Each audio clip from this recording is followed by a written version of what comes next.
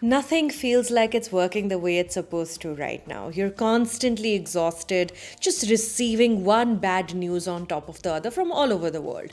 Rent is up, attention span is down, climate change से मई में बारिश नहीं हो रही है. ऐसे में एक हल्की, no brain power required comedy can potentially act like an antidote to the heaviness that's just made permanent home in your heart. Is The Royals going to be that salve?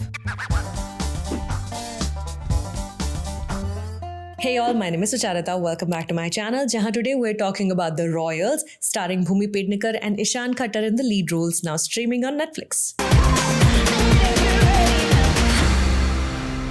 Bhumi Pednekar's Sophia is the CEO of India's largest hospitality startup, which she tells the audience in the first sequence via voiceover.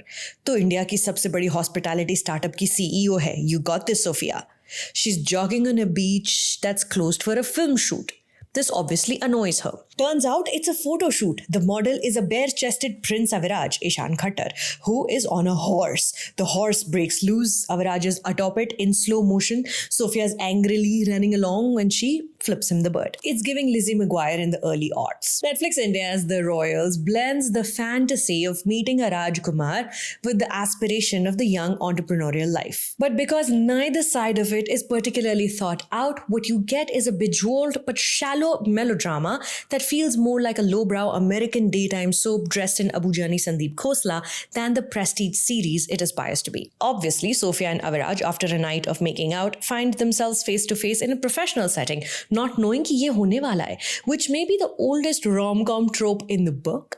But never mind, because everyone is really pretty and you're looking for a good time, we shall allow them to get away with it, no problem. Sophia's company, Work Potato, wants to start the lazily named venture Royal B&B that will allow commoners to vacation with royalty at their palace. ये concept बार-बार repeat होता रहता है इस show में, होता रहता है, लेकिन this genius innovation has no nuance or business insight beyond its log line, and it is scarcely an empire-building strategy. Sophia's brilliance is all talk, no show. In fact, despite the self-confidence, this rich and powerful CEO spends a bewildering amount of screen time crying, yelling, or just being straight up emotionally unstable. Lacking evidence of Sophia's supposed brilliance or leadership, Bhumi Pednekar plays the character like a pile of stereotypes. But hey, at least the setup promises some themes and maybe subsequently an exploration via dramedy.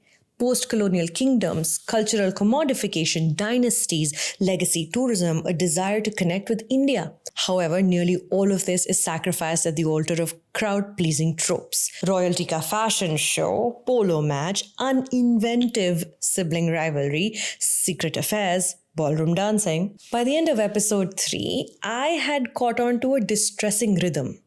Developer and writer Nehavina Sharma and co-writers Vishnu Sinha, Iti Agarwal rely so much on the will they, won't they cliffhanger that deepening character dynamics or really raising the stakes lies forgotten on the side. All the tension wali sequences, they are intellectually untethered. They're circumstantial. And so your attention just wanders. Things happen, but they don't develop. For instance, Aviraj's younger but not by much brother, Diggy, played by Vihan Samat, enters a cooking competition without the knowledge of his family, who we are made to believe might not approve. On this show, on the competition, he makes a new friend who doesn't know his royal status. So when the beans are eventually spilt and the truth comes out on both the sides, nothing really happens. The conflict is introduced, it is mildly escalated, and then it is abandoned. Everybody look, everybody stare, everywhere I go, but I don't care. It begins abruptly and then culminates without discord or resolution. So my point is that The Royals plays out like a checklist of must-have moments from a corporate mood board.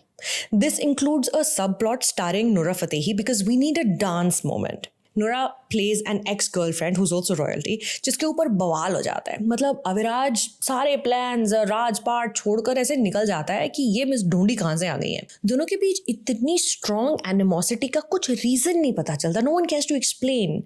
But by God, when Nora Fatehi and Ishaan Khatter dance together, it truly is the best on-screen craft you will see on the show. Two artists just really, really good at what they do, the dancing. This positively kinetic sequence though lasts 30 seconds. But it's a moment. Sumaki Suresh reduced to playing a bumbling colleague is probably the show's biggest missed opportunity. Treated largely as comic relief, her character Kirtana has no story, no intelligence, and no dignity. The fat-phobic subtext is glaring, particularly when contrasted with Lisa Mishra's character, who is also on the same team. She's also a colleague, but she's glamorous and she's competent. Sakshi Tanwar, pulling a deliberately campy performance, is dressed in the most immaculate sarees, and Zinat Aman's sunglasses deserve their own separate mention. The styling of the show is undeniably meant to look expensive. Bhumi Pednekar's many suits would have fit this year's Met Gala theme perfectly. But outfits shouldn't be the main attention puller of a production like this, should they? The bells and whistles too, they're all inconsistent. The sound design, for instance, oh my god. Scenes are scored like a Netflix dating reality show. Love Island pe ho ya Royals pe ho. There's nothing royal, haunting, or sophisticated about the music. And how it is underlaid throughout the show. I will say this here though. Directors Nupur Asthana and Priyanka Ghose handle intimacy better than most Indian streaming content or Indian content generally. The love-making scenes are gently lit, they're choreographed with joy, and they're refreshingly equal in gaze. The passion feels pure and exciting without performative physicality. It is one of the few areas where the show feels contemporary in spirit, not just in styling. Ishaan Khatter delightfully takes the note to bring a soft masculinity on the screen, which is most visible in these intimate moments when no one is watching.